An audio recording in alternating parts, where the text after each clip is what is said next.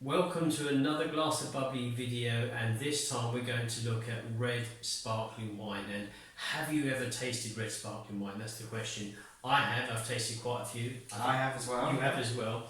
So today we just want to go through a couple of labels here that are red. Red Fizz from Slovenia. They're both award-winning wines, and they're from Vina Kobal. And so quite literally, red sparkling wine. Have you tasted any? We're going to share our tasting notes with you. So the first one we've got here is the Terra Brut. The Terra Brut is a Charmat method. So the Charmat method using the Terran grapes. And this received a silver medal at the Glass of Bubbly Awards 2020 in the category of meditation. So I'm going to find where to open this bottle from, which isn't overly evident. Here it is. We get that underway. Now you've got to be very careful when you open red sparkling wine, especially if you don't want to get any kind of wine on your clothes or on the ceiling or on the wall. So always keep a firm grip of the cork here and safely open the bottle. I'm pointing it in your direction, but you are wearing red, partly, so I'm not sure if that's an excuse. There we go, perfect. So here it is, the Terra, which is the Charmat method. So the same kind of method of making wine as they do with Prosecco. And beautiful colour, really a beautiful colour for a wine. Show you mine here, but Oliver showed you as well. Look at that deep red, deep purple colouring. And this is the silver medal in the meditation. Oh, lovely creamy, silky, creamy blackberry, blackcurrant aroma. Yeah, it's a soft aroma. I was expecting something a little bit more like a dark red berry. I know what you're saying. It's not like no acidity. It's not sharp. It's quite mellow. Yeah. It's quite soft. Sometimes with the reds they can be quite even dry on the nose. You've got that expression that the flavour's going to be quite robust and it's very punchy. It comes with sometimes black pepper and spices. But this one is very calming. Meditation. Meditation is perfect actually.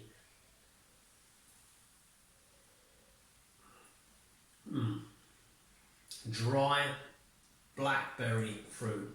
Definitely black, so blackcurrant, blackberry, quite dry. The fruit flavours are there. There's not much sweetness to this wine. This was a brut. This is a brut.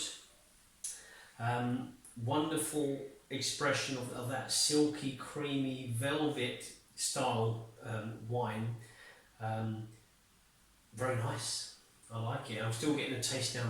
Tasting that initial mouthful now. Yeah, it's long lasting.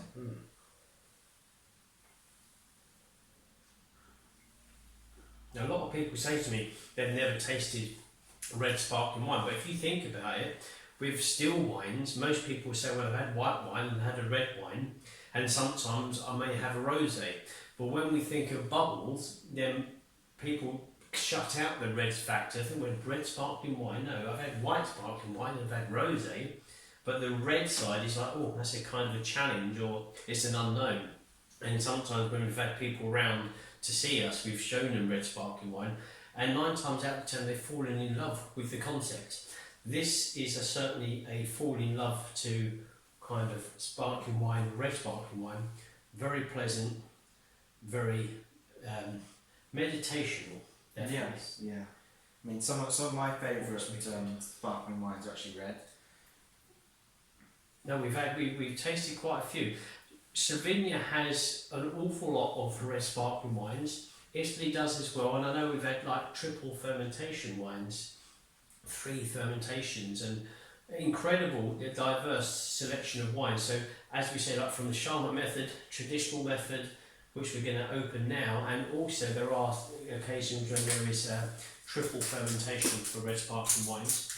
So the next one is the Gala. Again from Vina Kobal. Vina Kobal are Stangel, so they are on the west side of Slovenia. towards the border with Italy. Trieste is not too far away. What else have we got?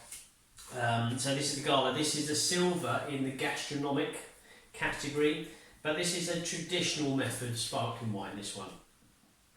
Whereas we've just had the Charmat method. Safely opened there from Oliver. But these are very well chilled. The other thing with red sparkling wine, my suggestion, and usually that of the winemaker, is enjoy this wine very well chilled. So this was in the fridge, but then we gave it an hour in the freezer. So this could be something between 4-5 degrees, and it performs excellently when it is chilled down very, very well, as opposed to anything room temperature doesn't allow it, for me, to express itself in a way that a chilled red sparkling wine does. So the Gala, Oliver. Yeah. Let's give this one a go. Slightly a similar style, but slightly sweeter. It's smooth. Yeah, I think it's more sort of raspberries rather than blackberries. Yes, I think it's summerberry fruits, and I agree with you. You're looking at the strawberry, raspberry, red berry. So it's not as, this was a dark character. This is a little bit more on the summerberry fruits. So we've got a mixture of the blackberries and the red berry fruits with that. Very nice. It's something else is there. Same. What is that? There is something, I don't know if it's licorice, but there's a background noise to this aroma.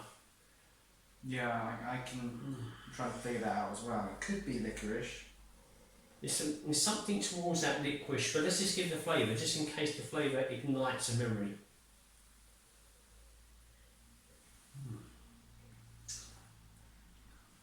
Deeper, different style.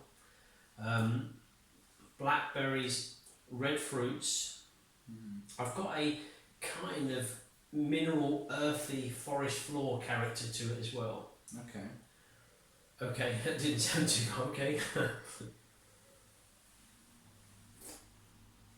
It tastes a little less drier than the Terra. Yeah. I think it's got a little bit more acidity. This one's got a touch more acidity. Maybe this is why it's put into the gastronomic kind of category, so it's going to be able to cut through certain foods, whereas this one was very mellowed and silky, so any food added to this could kind of disrupt the pleasure, the tasting experience of the wine. This is slightly stronger and bolder as a traditional method, and it holds a touch more acidity. It's got a mineral style to it as well, but certainly the dark berry fruits are there, red and black. Would you say whetstones? Whetstones, Oliver. Yeah, that kind of thing. Whetstones. It is dry as well. Is this the Brut? I'm sure this is the Brut too. We'll double check that. But they're both quite dry, and the ending's quite mouth-watering as the close is coming in. It's dry, but it's able to develop still in the palate, so it has an acidic dryness at the end to cause the mouth-watering sensation. I mean, this is really good on the nose actually. The smell's really coming alive now, and they're still very cold. They're lovely, chilled. You can see the glass, the condensation on the glass there. It's really well chilled. And it's such the right temperature. It's really good. There's a velvety style. I'm also getting floral. I'm getting kind of dark rose petals, like red, burgundy rose petals as well with this. I'm getting The aroma or flavour? the flavour I'm getting. I'm going to go back once more to the Terra, which was the Charmat method. I actually, out of the two, I prefer the Terra, the Charmat method. So it's the same winery, there's just two red sparkling wines done in two different ways.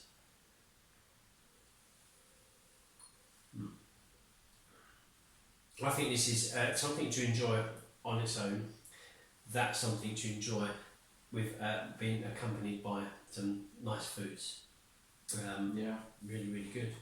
So, just going to pour myself a little bit more. If you pour yourself a little bit more in yours, and then we'll say our goodbyes for everybody.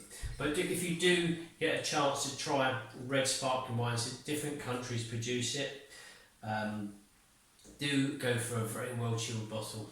Do take care when you open it. I know I only say that from experience. And until next time, well, maybe Oliver can say, enjoy the fizz.